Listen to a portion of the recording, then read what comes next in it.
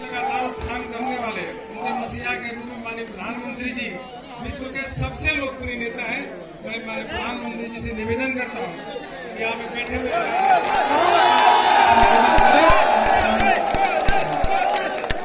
देखो कौन आया, देखो कौन आया।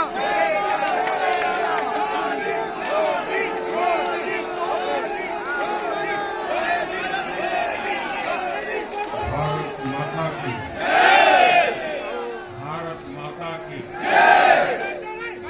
माता की आज उत्साह का दिन है, उत्सव का दिन है। ये उत्सव भारत के लोकतंत्र के लिए है। मैं इन चुनावों में हिस्सा लेने वाले सभी मतदाताओं को बहुत बहुत बधाई देता हूं। उनके निर्णय के लिए मतदाताओं का आभार व्यक्त करता हूं। विशेष रूप से हमारी माताओं बहनों ने, हमारे युवाओं ने जिस प्रकार भारतीय जनता पार्टी को भरपूर समर्थन दिया है, वो अपने आप में बहुत बड़ा संदेश है। मुझे इस बात का भी संतोष है कि फर्स्ट टाइम वोटर्स ने बढ़ चढ़कर मतदान में हिस्सा लिया और भाजपा की जीत पक्की की।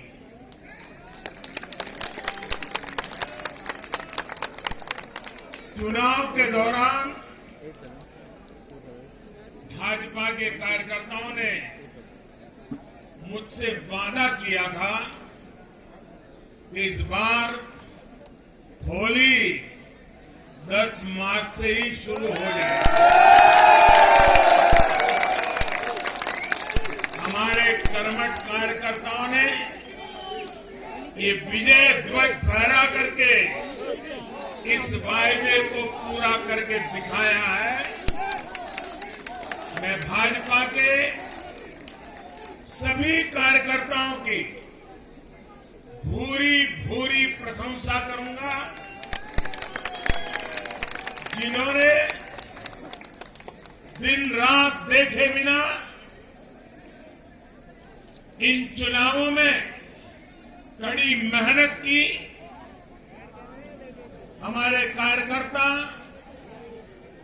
जनता जनार्दन का दिल जीतने में, जनता जनार्दन का विश्वास जीतने में सफल रहे और पूरे पार्टी का नेतृत्व जिन्होंने किया, कार्यकर्ताओं ने को जिन्होंने लगातार मार्गदर्शन किया, ऐसे हमारे राष्ट्रीय अध्यक्ष श्रीमान जगत प्रकाश नड्डा जी को भी मैं बहुत बहुत अभिनंदन करता हूं, बहुत बहुत बधाई देता हूं।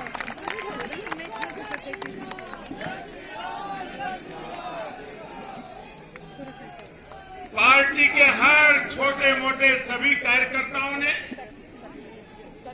उनके अथक परिश्रम से आज एनडीए के लिए जीत का चौका लगाया है।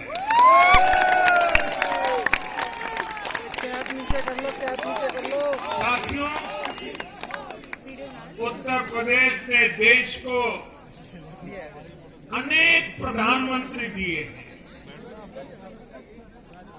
लेकिन 5 साल का कार्यकाल पूरा करने वाले किसी मुख्यमंत्री के दोबारा चुने जाने का ये पहला उदाहरण है।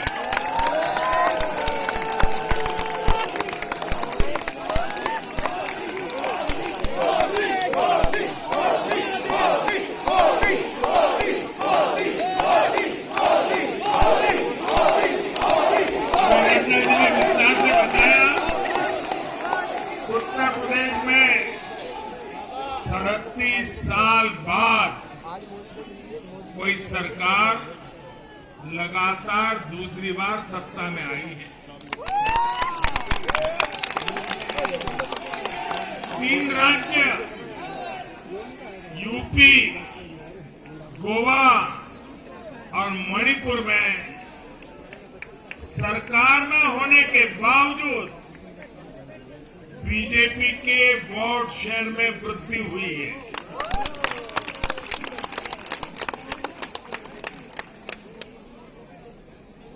गोवा में सारे एग्जिट पोल गलत निकल गए और वहां की जनता ने तीसरी बार सेवा करने का मौका दिया। 10 साल तक सत्ता में रहने के बाद भी राज्य में बीजेपी की सीटों की संख्या बढ़ी है। उत्तराखंड में भी भाजपा ने नया इतिहास रचा। राज्य में पहली बार कोई पार्टी लगातार दूसरी बार सत्ता में आई है। यानी सीमा से सटा एक पहाड़ी राज्य, एक समुद्र तटीय राज्य और एक मां गंगा का विशेष आशीर्वाद प्राप्त एक राज्य और पूर्वोत्तर सीमा पर एक राज्य, भाजपा को चारों दिशाओं से आशीर्वाद मिला।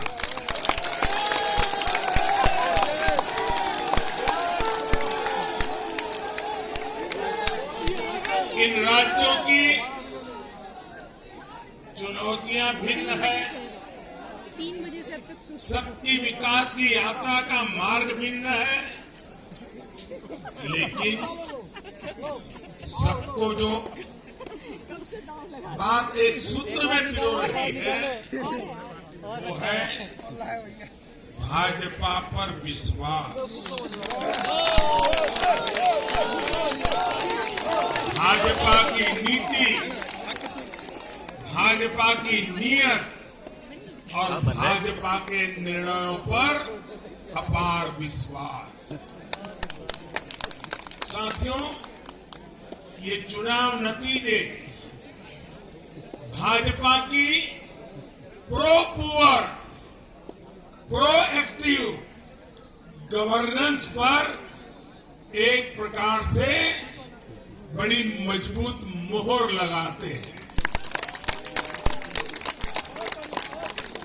पहले जनता अपने ही हक के लिए सरकार के दरवाजे खटखटा कर थक जाती थी। बिजली, पानी, गैस, टेलीफोन, बहुत बुनियादी सुविधाओं के लिए, सामान्य जरूरतों के लिए सरकारी दफ्तरों के चक्कर काटने पड़ते थे, पैसे देने पड़ते थे। कुछ साधन संपन्न लोगों तक सुविधा पहुंचने के रास्ते अलग थे, पहुंच जाती थी। देश में गरीबों के नाम पर घोषणाएं बहुत हुई, योजनाएं भी बहुत बनी, लेकिन उस योजनाओं का जो हकदार था, जिस गरीब का उस पर हक था, उसके लिए ये हक उसको मिले बिना परेशानी को मिले, उसके लिए गुड गवर्नेंस, डिलीवरी, इसका बड़ा महत्व होता है। लेकिन भाजपा इस बात को समझती है और मैं लंबे अरसे तक मुख्यमंत्री के नाते काम करके आया हूं, इसलिए मुझे पता है कि आखिरी इंसान की सुविधा के लिए कितनी मेहनत करनी चाहिए। बीते वर्षों में हमने गवर्नेंस डिलीवरी सिस्टम तो बेहतर किया ही, साथ साथ पूरी प्रक्रिया में पारदर्शिता भी लाई। भाजपा गरीब को भरोसा देती है कि प्रत्येक गरीब तक सरकार ने निर्णय किए हुई सुविधाएं जरूर पहुंचेगी। और मैं गरीब के घर तक उसका हक पहुंचाए बिना चैन से बैठने वाला इंसान हूं।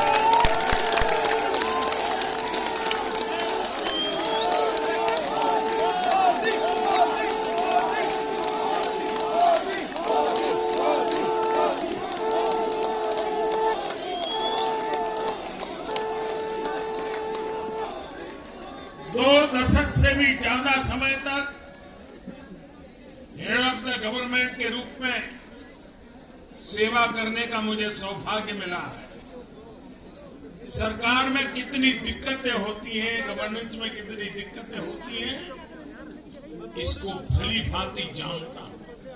उसके बावजूद भी मैंने एक ऐसी हिम्मत की है, शायद कोई न कर पाए। और वो हिम्मत मैंने लाल किले से 15 अगस्त को मेरे भाषण में उसको व्यक्त किया था। मैंने कहा था अब भाजपा को जहां जहां सेवा करने का मौका मिलेगा, हम हर योजना के जो हकदार हैं उनके लिए 100% सैचुरेशन, यानी काम को 100% पूरा करना, हर गरीब तक हर सरकारी योजना का लाभ पहुंचाना, ये 100% की कल्पना करना 2 दशक से ज्यादा समय सरकार का काम करने के बाद मैं कहता हूं ये बहुत बड़ी हिम्मत की है मैंने। और ये हिम्मत मैंने इसलिए की है कि जब ईमानदारी होती है, नीयत साफ होती है, गरीबों के प्रति करुणा होती है, देश का कल्याण यही जीवन का मंत्र होता है, तो फिर ऐसे निर्णय करने की ताकत पैदा होती है। हम हर गरीब तक पहुंचेंगे, हम हर गरीब तक पहुंचेंगे, 100% लाभार्थियों तक पहुंचेंगे। भाई और बहनों, आज मैं देश की महिलाओं, हमारी बहन बेटियों को विशेष रूप से नमन करता हूं। चुनाव के नतीजों में मेरी इन माताओं, बहनों का, बेटियों का बहुत बड़ा योगदान है। ये हमारा सौभाग्य है कि भाजपा को बहनों, बेटियों, माताओं ने इतना स्नेह दिया है, इतना आशीर्वाद मिला है। जहां जहां महिला मतदाताओं ने पुरुषों के मुकाबले ज्यादा वोट किया है, वहां बीजेपी को बम्पर जीत मिली।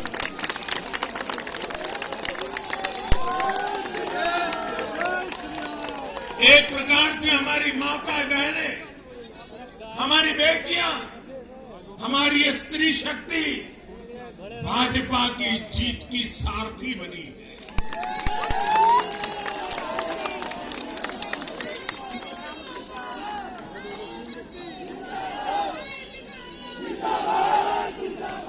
मैं जब गुजरात में था तो कभी कभी कुछ ऐसी घटनाएं हो जाती थी कि लोग चिंता करते थे, मोदी जी आपकी सुरक्षा का क्या, आप चिंता क्यों नहीं करते, अपने आप को क्यों संभालते नहीं है। मोदी जी के कहने पे आप मत तो मैं एक ही जवाब देता था कि कोटि कोटि माताओं का, स्त्री शक्ति का मुझे सुरक्षा कवच मिला हुआ है।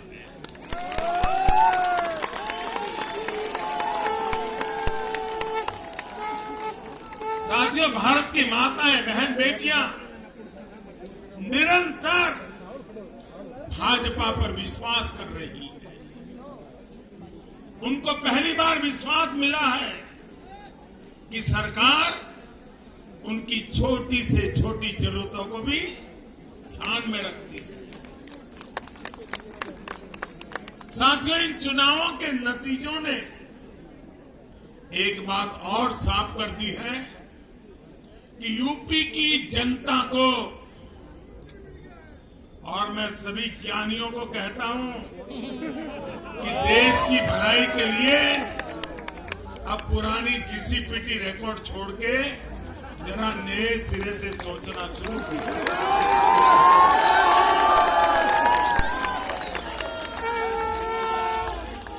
इस देश के लिए बड़ी दुख की बात है। मैं स्वयं बहुत दुख अनुभव करता था जब ये ज्ञानी लोग यूपी की जनता को सिर्फ और सिर्फ जातिवाद के तराजू से तोलते थे, जातिवाद की दृष्टि से देखते थे। मैं समझता हूं कि उत्तर प्रदेश के नागरिकों को जातिवाद की बाड़ाबंदी में बांध करके वे उन जातियों का अपमान करते थे, उन नागरिकों का अपमान करते थे, पूरे उत्तर प्रदेश का अपमान करते थे। कुछ लोग ये कहकर यूपी को बदनाम करते हैं कि यहाँ के चुनाव में तो जाति ही चलती है, लेकिन भाइयों बहनों, उत्तर प्रदेश के लोगों ने दिखा दिया है। 2014 के चुनाव नतीजे देखें, 2017, 2019 के नतीजे देखें, और अब फिर 22 में भी देख रहे हैं। हर बार यूपी के लोगों ने सिर्फ और सिर्फ विकासवाद की राजनीति को ही चुना है।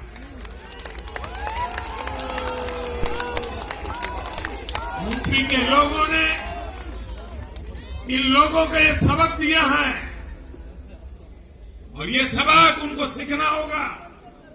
यूपी के गरीब से गरीब व्यक्ति ने, यूपी में गांव में रहने वाला व्यक्ति हो, पढ़ा लिखा हो या अनपढ़ हो, यूपी के हर मतदाता ने, हर नागरिक ने एक सबक दिया है कि जाति की गरिमा, जाति का मान देश को जोड़ने के लिए होना चाहिए, देश को तोड़ने के लिए नहीं होना चाहिए।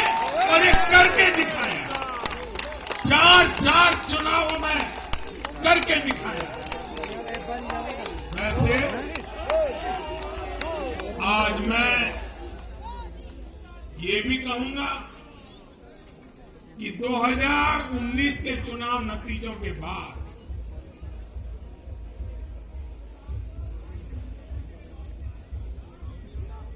कुछ पॉलिटिकल ज्ञानियों ने कहा था 2019 में जब लोकसभा में हम दोबारा जीत करके आए तो उस ज्ञानियों ने कहा था कि भाई 2019 के जीत में क्या है, ये तो 2017 में ही तय हो गई थी, क्योंकि 2017 में यूपी का रिजल्ट आया था। मैं मानता हूं इस बार भी ये ज्ञानी जरूर कहने की हिम्मत करेंगे 2022 के नतीजों ने 2024 के नतीजे तय कर दिए।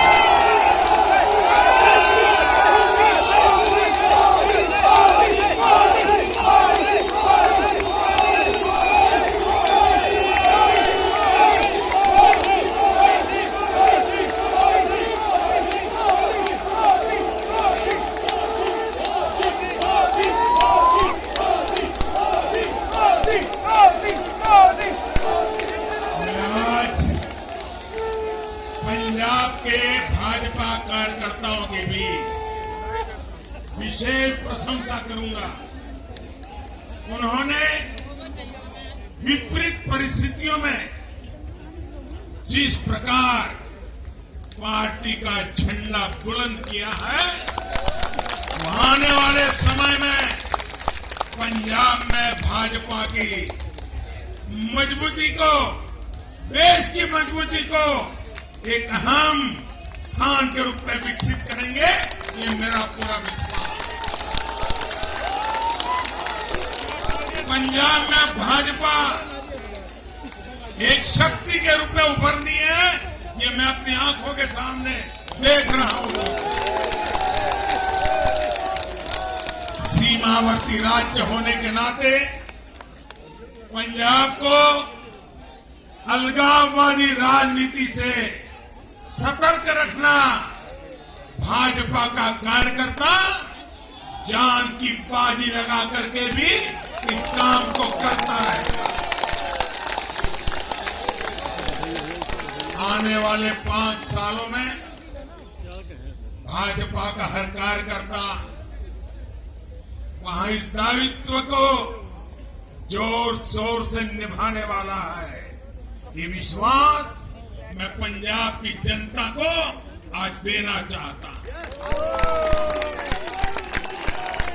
साथियों, ये चुनाव ऐसे समय में हुए जब दुनिया 100 साल के सबसे बड़े कोरोना जैसी महामारी के संकट से लड़ रही है। पूरी मानव जात, पूरा विश्व 100 साल में ऐसी बीमारी नहीं देखी, ऐसी मुसीबत से लड़ना नहीं पड़ा। ये जैसे कुछ कम था तो युद्ध ने भी विश्व की चिंताएं बढ़ाई है। इन परिस्थितियों में दुनिया भर की सप्लाई चेन छिन्न भिन्न हो गई। 2 साल से सप्लाई चेन पर बहुत ही विपरीत प्रभाव हुआ और युद्ध ने उसमें और जोड़ दिया। इन चुनौतियों से निपटने के लिए भारत ने जो कदम उठाए, आर्थिक स्तर पर जो फैसले लिए, गरीब कल्याण के जो फैसले लिए, उन सभी ने भारत को संभालकर आगे बढ़ने में बहुत मदद की। भारत बच पाया है क्योंकि हमारी नीतियां जमीन से जुड़ी रही। हमारी नीतियां जमीन से जुड़ी रही और हमारे प्रयास निष्ठा और नियत की पटरी पर अविरत आगे बढ़ते रहे। जहां जहां डबल इंजन की सरकार रही, वहां पर जनता के हितों की डबल सुरक्षा हुई और विकास के कार्यों की गति भी तेज हुई। इस समय जो युद्ध चल रहा है, उसका प्रभाव प्रत्यक्ष और परोक्ष रूप से दुनिया के हर देश पर पड़ रहा है। भारत शांति के पक्ष में है, बातचीत से हर समस्या को सुलझाने के पक्ष में है। लेकिन जो देश सीधे जंग लड़ रहे हैं, भारत का उनसे आर्थिक दृष्टि से, सुरक्षा की दृष्टि से, शिक्षा की दृष्टि से, राजनीतिक दृष्टि से नाता है। भारत की बहुत सारी जरूरतें इन देशों से जुड़ी हुई। भारत बाहर से जो कच्चा तेल मंगाता है, पाम ऑयल मंगाता है, सनफ्लावर ऑयल मंगाता है, उसकी कीमत भी अंतर्राष्ट्रीय बाजार में बहुत तेजी से बढ़ रही है। कोयला हो, गैस हो, फर्टिलाइजर हो, सभी की कीमतों में पूरी दुनिया में कल्पना बाहर का उछाल आ रहा है। युद्ध के कारण पूरी दुनिया में महंगाई बढ़ रही है। विकासशील देशों को विशेष रूप से कठिनाई का सामना करना पड़ रहा है। साथियों, इस वैश्विक संदर्भ में इन कठिनाइयों के बीच इस बार के बजट पर नजर डालें तो एक विश्वास पैदा होता है।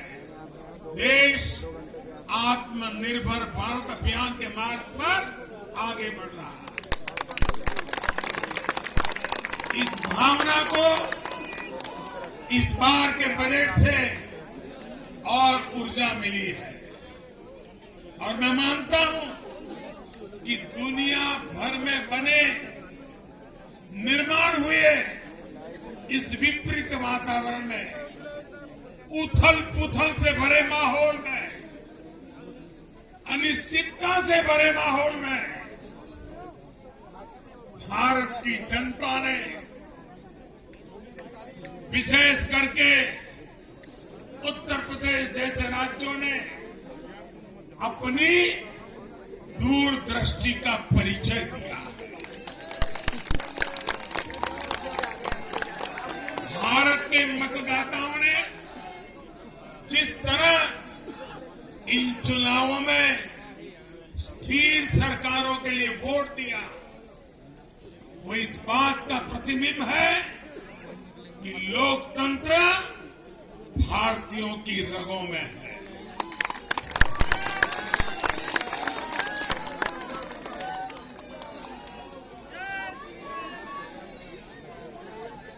लेकिन भाई और बहनों, आज इस अवसर पर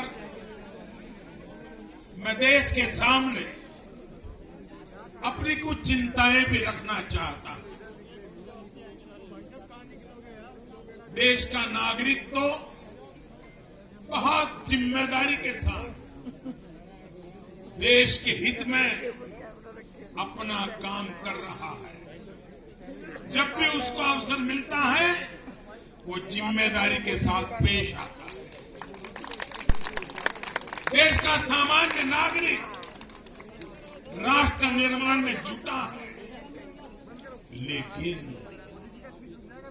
हमारे यहां कुछ लोग लगातार राजनीति का स्तर गिराते जा रहे हैं।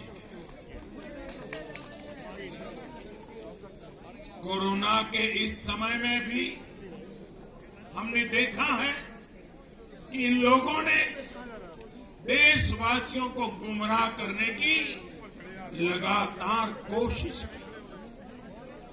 वैक्सीनेशन के हमारे प्रयासों की दुनिया प्रशंसा कर रही है, लेकिन इस पवित्र कार्य पर, मानवता के कार्य पर, सेवा के कार्य पर भारत की वैक्सीन पर भी सवाल उठाए गए। दुर्भाग्य की बात है, जब यूक्रेन में हजारों भारतीय विद्यार्थी, हमारे छात्र, हमारे नागरिक फंसे हुए थे, तब भी देश का मनोबल तोड़ने की बातें हो रही थी। जो वहां फंसे थे उनके परिवारों की चिंता बढ़ाने का काम हो रहा था। ये लोग उन बच्चों में असुरक्षा की भावना बढ़ा रहे थे, यहां उनके परिवार वालों की चिंता बढ़ा रहे थे। इतना ही नहीं, इन लोगों ने ऑपरेशन गंगा को भी प्रदेशवाद की बेड़ियों में बांधने की कोशिश की।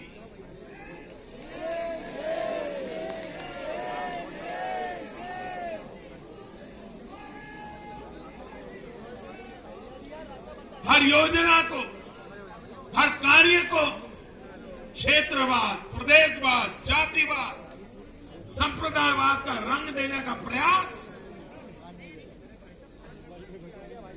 भारत के उज्जवल भविष्य के लिए बहुत बड़ी चिंता का विषय है।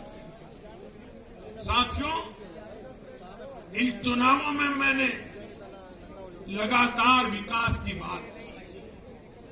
गरीबों को घर, गरीबों को राशन, वैक्सीन, आधुनिक इंफ्रास्ट्रक्चर, हर विषय पर भाजपा का विजन लोगों के सामने रखा। इसके साथ ही जिस एक बात पर मैंने सबसे ज्यादा चिंता जताई थी वो थी गौर परिवारवाद। मैंने राज्यों के लोगों को बताया कि कैसे मैं किसी परिवार के खिलाफ नहीं हूं, न ही मेरी किसी की व्यक्तिगत दुश्मनी है। मैं लोकतंत्र की चिंता करता हूं और मैं सभी ज्ञानियों को कहता हूं जरा लोकतंत्र के तराजू पर इन चीजों को तोल के देखो।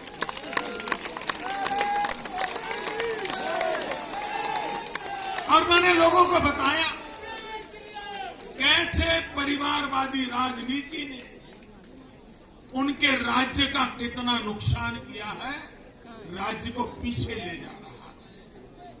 और मुझे खुशी है कि मतदाताओं ने इस बात को समझते हुए भी इस चुनाव में अपना वोट दिया है, लोकतंत्र की ताकत को मजबूत किया। साथियों, ये लगातार बहस बहुत जरूरी है। भारत जैसे लोकतंत्र में और देश को जिस ऊंचाई पर ले जाना है उसको ध्यान में रखते हुए जिन मुद्दों को मैं उठा रहा हूं उसको निरपेक्ष भाव से बहस होना जरूरी है। भारत में परिवारवादी राजनीति का, ये मेरे शब्द लिख करके रखिए दोस्तों, एक न एक दिन ऐसा आएगा जब भारत में परिवारवादी राजनीति का सूर्यास्त ये देश के नागरिक करके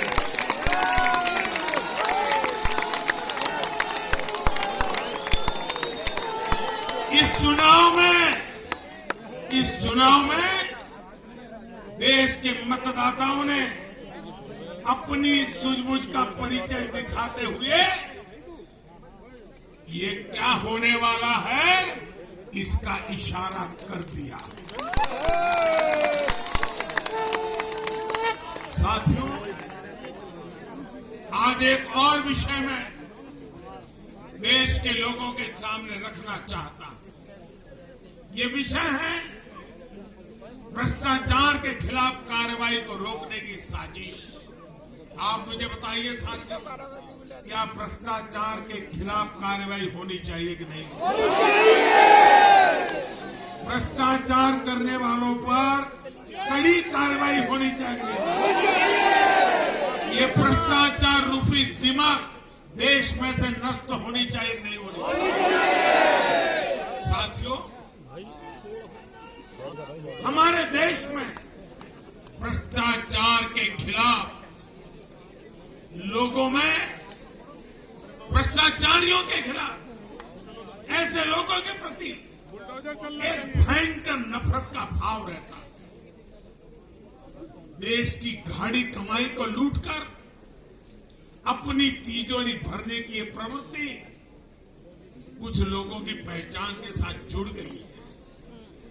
भारतीय जनता पार्टी 2014 में एक ईमानदार सरकार का वायदा करके चुनाव जीती थी और हमारी ईमानदारी को देखकर 2019 में जनता ने हमें और ज्यादा आशीर्वाद दिया।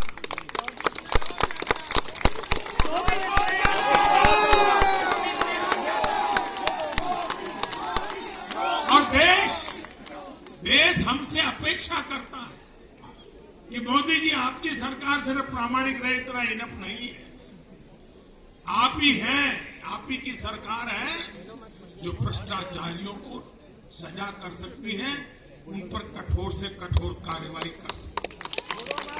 मुझे बताइए, जनता की इस अपेक्षा को मुझे पूरा करना चाहिए। करना चाहिए। जनता की आशा आकांक्षा के लिए सरकार ने जिम्मेवार व्यवहार करना चाहिए कि नहीं करना चाहिए।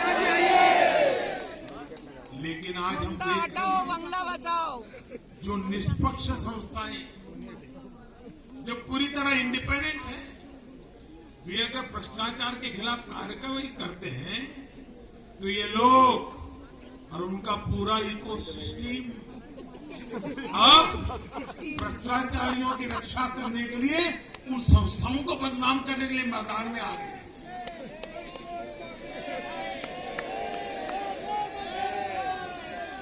ये देश का कितना बड़ा दुर्भाग्य है कि घोटालों से गिरे लोग एकजुट होकर अब अपनी इकोसिस्टम की मदद से इन संस्थाओं पर ही दबाव बनाने लगे हैं।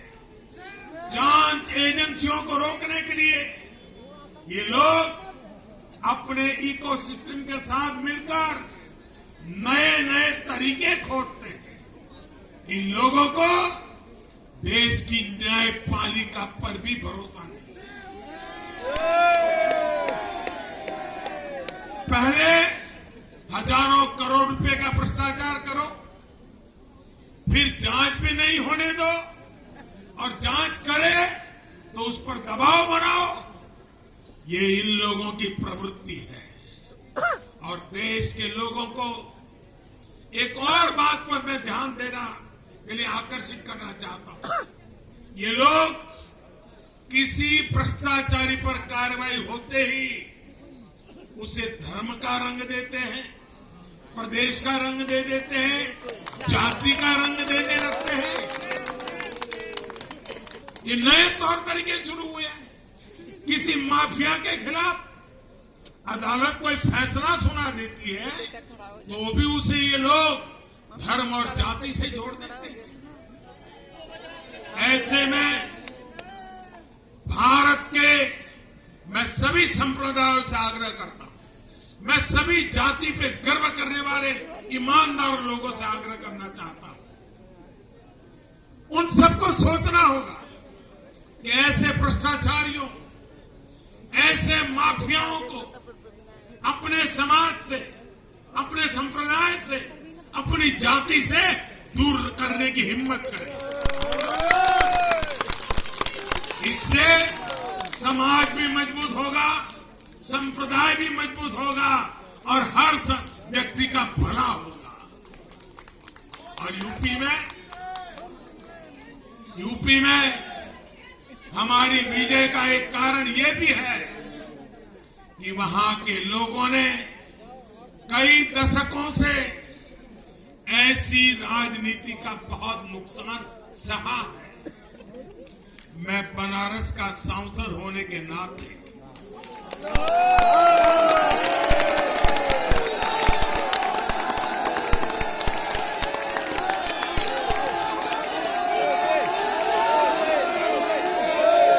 यूपी के लोगों के प्यार और आशीर्वाद ने मुझे भी यूपी वाला बना दिया।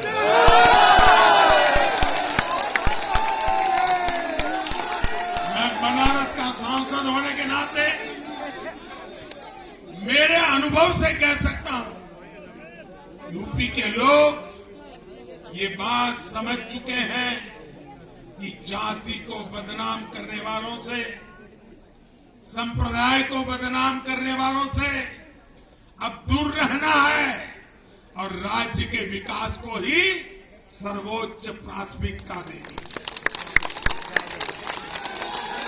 साथियों, आजादी के 75वें वर्ष को देखते हुए भी इन चुनाव परिणामों का बहुत महत्व है।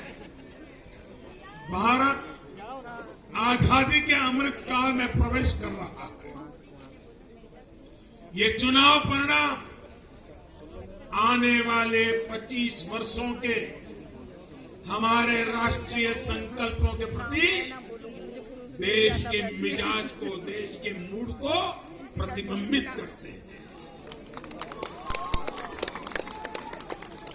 यहां से हम दो पटरियों पर एक साथ तेजी से काम करने वाले हैं।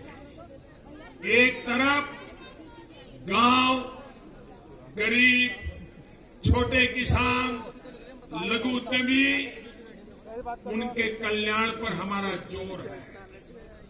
वहीं दूसरी तरफ देश के संसाधनों, देश की युवा शक्ति को नए अवसर देकर हम आत्मनिर्भरता के मिशन को तेज करना चाहते हैं। भारत का युवा आज अपने हुनर से, अपने बुद्धि के बल से और अपनी क्षमता के उपयोग से दुनिया को समाधान दे रहा है। दुनिया का सबसे बड़ा और सबसे तेज टीकाकरण अभियान आज के भारत के सामर्थ्य का प्रकट है।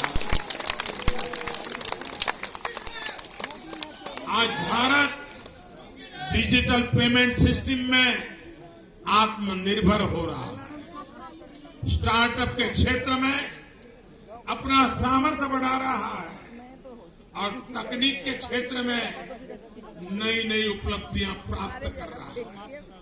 और यह सब हो रहा है उसकी युवा शक्ति के कारण।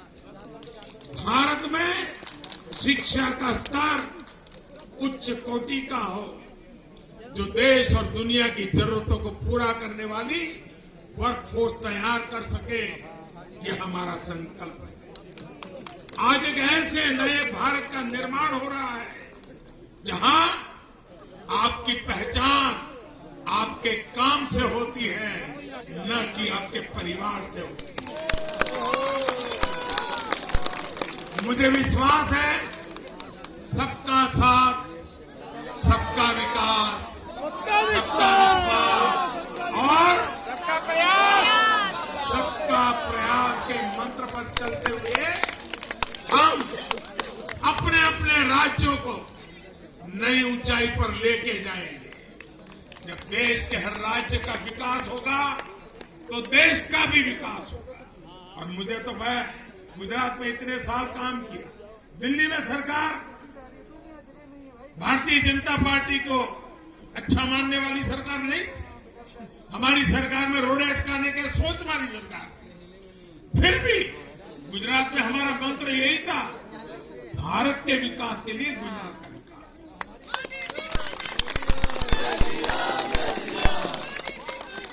साथियों, हमें जुट जाना है, एक पल भी गंवाना नहीं। चुनौतियां कितनी ही कठिन क्यों न हो, लेकिन जीतने का संकल्प उससे भी बड़ा है।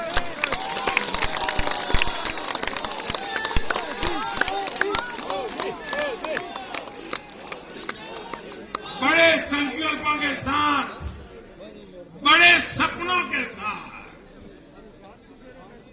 ऊंची सी ऊंची ऊंचाइयों को पार करने के इरादे के साथ देश को आगे बढ़ाना है। साथियों, इतना बड़ा भव्य विजय भारत के उज्जवल भविष्य की गारंटी है। मैं एक बार फिर भारत के उज्जवल भविष्य के लिए ये जो निर्णायक मतदान किया है, इसलिए हमारे मतदाता अभिनंदन के बहुत अधिकारी। आइए दोनों हाथ ऊपर करके तालियों के गड़गड़ाहट के साथ सभी मतदाताओं का अभिनंदन करें, मतदाताओं का आभार व्यक्त करें, मतदाताओं का गौरवगान करें।